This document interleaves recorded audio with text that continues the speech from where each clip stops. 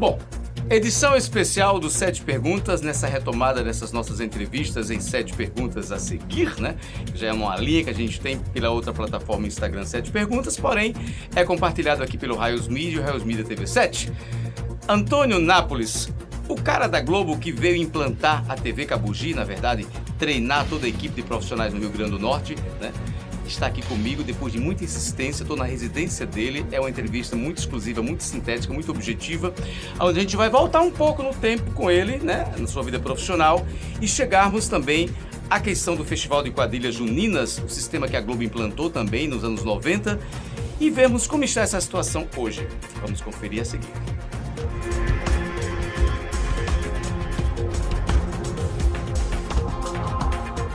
7 Perguntas no oferecimento da Raios Media. Mídia e marketing diferente, chamativo e aparecido.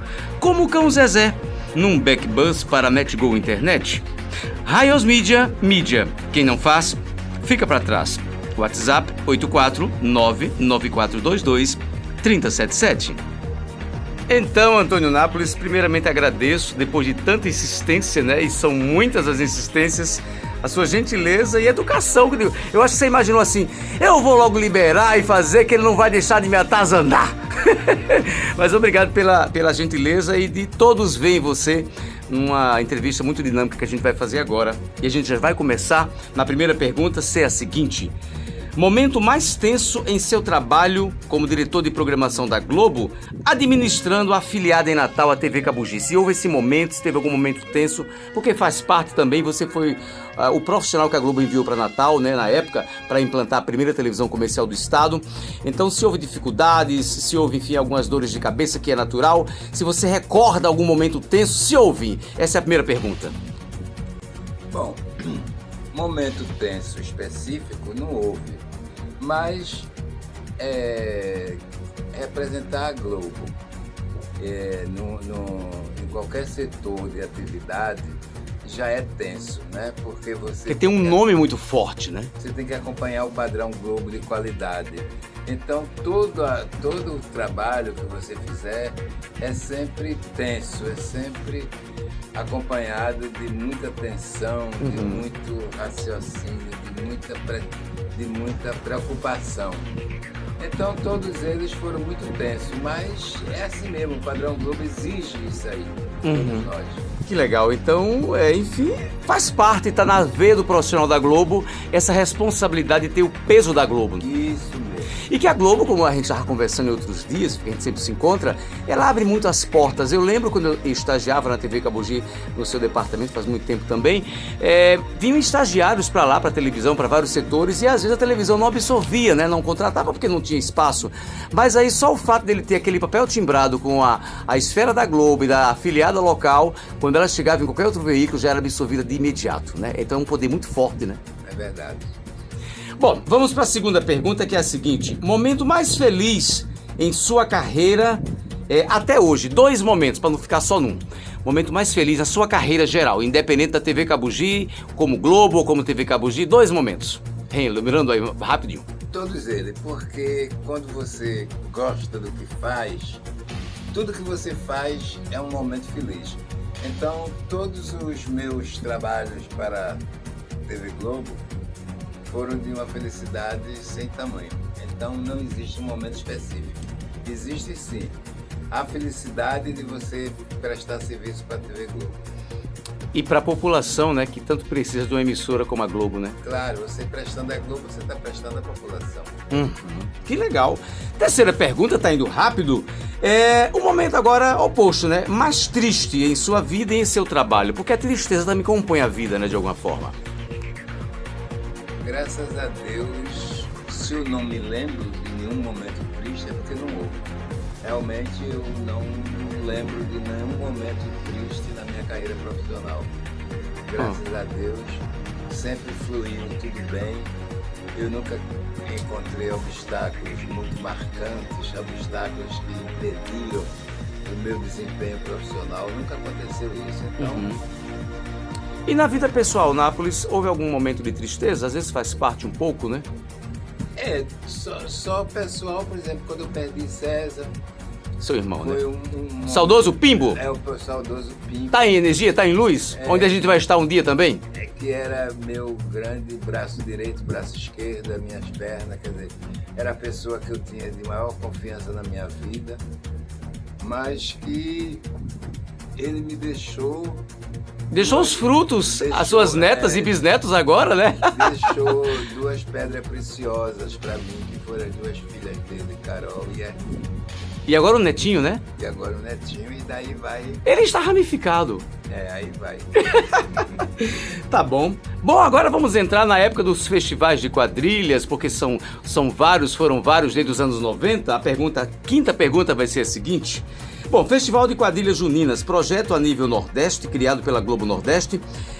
Teve você, claro, na administração da primeira edição em Natal, que foi nos Astrás, lá na região da Cidade Alta. Eu lembro muito bem que eu apresentava com você me convidou, enfim. E passando, claro, depois pelo Via Direta e demais lugares. Como você vê, né, esse grande evento hoje? Claro, hoje você não está participando, você hoje em dia só curte a vida, já não é mais, enfim, aquele profissional, porque merecidamente está repousando agora nos seus, né, normalmente falando, anos de trabalho, já só descansando, né, e rindo. Mas como você vê hoje o Festival de Quadrilhas? Mas ainda não estou descansando de vez, não. Não, você fica cutucando para um lado e para o outro. Eu estou fazendo algum evento isolado. Uhum. Mas o Festival de Quadrilha, quando começou, ele era feito pelos participantes. As quadrilhas eram montadas e produzidas pelos seus participantes. Uhum. Só que com essa questão de festival, de concurso, de competição, as quadrilhas foram exigindo mais de seus participantes, porque eles não puderam participar, né? Então foram buscar patrocínio em empresas, no comércio, na indústria. Aí começa a dificuldade também, né? Aí começa a dificuldade porque o empresariado do Rio Grande do Norte, ele não patrocina evento, ele patrocina mídia, ele só quer saber de mídia. Quando você chega para um patrão grande, por exemplo, vou citar Armazém Pará. Você chega para o diretor do Armazém Pará. Hoje não existe mais Armazém Pará, no seu tempo. Porque não existe mais. Não existe mais. Tá certo. Questões éticas. Para não ter problema. Tudo bem. Então ele você vai pedir um patrocínio para eles. Ele pergunta logo, quanto é que eu tenho na novela das 7? O que é que sai de mim no Jornal Nacional? Quer dizer, eles não têm cultura de patrocinar cultura. Eles patrocinam mídia, porque a mídia é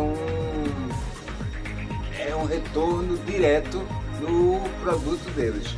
Então não há intenção nenhuma de empresário nenhum patrocinar evento. Aqui no estado. Aqui no estado, diferente, por exemplo, de Recife, que o empresário patrocina um evento e se conforma com o nomezinho dele bem pequenininho no panfleto ou no ingresso.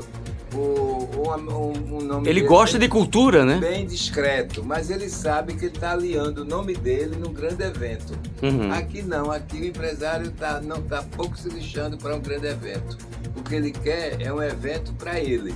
Ele quer o nome dele na mídia, é isso que ele quer. Então a dificuldade começa e aí o evento já de forma um tanto quanto crescendo, as quadrilhas aumentando e mais dificuldades, e aí chega, digamos, a uma espécie quase colapso como estamos hoje. Mais necessidade e menos interesse do empresariado. Que triste. Bom, nossa sexta pergunta, já dentro do assunto, enfim, das quadrilhas, né, que começam as tensões com a questão de custos, etc., que tem que serem mantidas, o nosso empresário local Potiguar, que é um tanto quanto resistente, mas, enfim. Demais festivais de quadrilhas surgiram, né, depois que a Globo criou essa sistemática nos anos 90, né, e aí aumentou bastante o número de quadrilhas, de participantes na Grande Natal, que passavam de 500 quadrilhas, né, eu tô falando da Grande Natal, envolvendo Macaíba, Parnamirim, Extremóis, todo mundo queria aparecer, queria estar na Globo, na telinha da Globo. Eu lembro que tinha plantão no RNTV, tinha o compacto das campeãs depois do Jornal Hoje, mas enfim, outras emissoras locais, né, como a Ponta Negra, Bandeirantes, etc., criaram também seus festivais. Porém, como é que você vê esse quadro, né, digamos assim?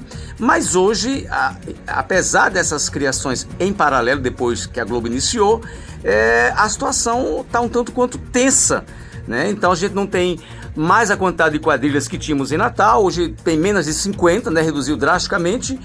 E tá essa situação, quer dizer, a solução ainda, como é que você vê tudo isso de forma bem compacta e objetiva? Bem, é aquilo que eu falei anteriormente, né? As quadrilhas cresceram e tiveram necessidade de investimento em produção e recorreram ao empresariado para buscar patrocínio. Só que esbarrou naquilo que eu falei. O empresariado, ele quer saber de mídia com o nome dele, ele não quer saber de patrocinar evento. Então o custo para se fazer uma boa apresentação de uma quadrilha cresceu e não se tem onde buscar o financiamento. O poder público não ajuda, o poder público já diz que é muito limitado, né, também? É muito limitado e outra coisa, ele já diz, nós temos já um festival, então não vamos ajudar o festival de ninguém. Então fica nisso, esbarra nisso, na falta de patrocínio. É o mais importante. E voltando aqui, Nápoles, no início da pergunta, como você vê a recriação do Festival de Quadrilhas pelas outras emissoras depois que a Globo criou? Foi ela que criou tudo isso, como é que você vê? Simplesmente, quando nós criamos o Festival de Quadrilhas, ou seja, a Rede Globo, e abrangeu para as afiliadas, as outras emissoras cresceram o olho pensando que era a galinha dos ovos de ouro.